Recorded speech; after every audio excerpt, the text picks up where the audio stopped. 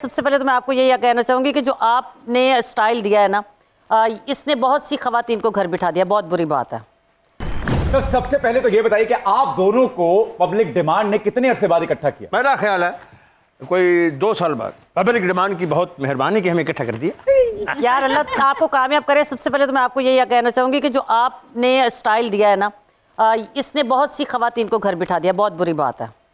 जो लड़कियाँ होस्ट करना चाह रही थी प्रोग्राम, अब वो 4-5 तुसी मुंडे आ गए हो, हिट हो गए हो अपने तरीके दे नाल। तुसी तेज बोल के, नच के, टप के, गा के, पुड़क के, कदी किते चढ़ जाते हो, कदी कुछ कर दियो। कुड़ियां दे रेट डगा छड़े जे। खुदा दा खौफ और बेचारियां घर बह गई जड़ियां इन्ने ने पैसे मंगदियां सन ना, वो घर बैठिए बैठिए मोटियां हो गई हैं।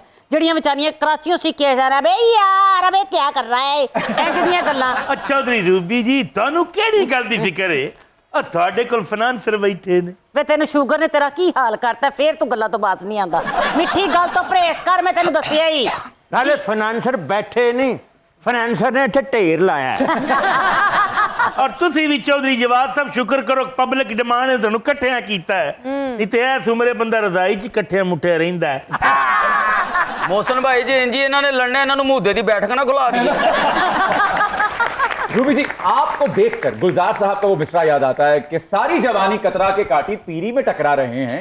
जब आप तशरीफ लाई थी इंडस्ट्री में तो आप, यकीन अब भी, लेकिन तब तो आप बिल्कुल हीरोइन मटेरियल थी, तो किसी डायरेक्टर की नजर नहीं पड़ी आपको? नहीं, बहुत सी नज़रें पड़ी, पर मुझे थिएटर से इतनी मोहब्बत थी। और सबसे पहली जो बात है, मेरी वालदा अल्लाह उनको जन्नत में जगह दे, उन्होंने मुझे कभी इजाज़त ही नहीं दी थी फिल्म की।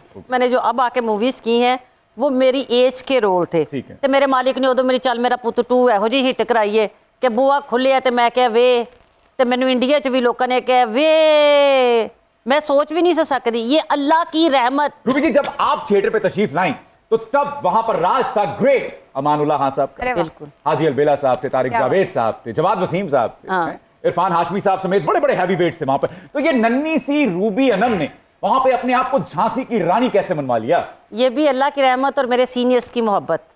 और जवाद साहब और खालिद अब्बास डार साहब जिन्होंने मुझे आते ही बेटी बना लिया, इरफान कोसट साहब, ख्याम सरहदी साहब, सोहेल अहमद साहब, ये सब वो लोग थे जो जिन्होंने कहते हैं रजे सन।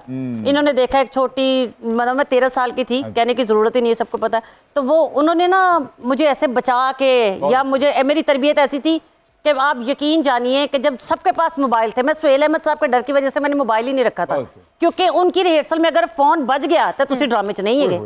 और अमानुल्लाह साहब तो वो मेरा प्यार थे। मैंने पहले दिन से उनसे मोहब्बत की। मस्ताना जी मेरे जिगर। आप बब्बू जी की बात करें, मैंने बब्बू जी के साथ इतना सफ़र किया है। क्यों अब्बा जी, हमने तो मिल के अमरीका, कनाडा, यूरोप, मैं कहती दुनिया का। और इवन देन अब मैंने जितने लोगों का नाम ले रही हूँ उनमें सब लोगों के साथ मैंने हज भी किया। अरे वाह, मैं इतनी नसीबों वाली हूँ अल्हम्दुलिल्लाह। तो मुझे मेरे बड़ों ने बता दिया था पहले ही कि पुत्र ब्याह इको करना है, इश्क भावें जिन्ने मर्जी कर लै।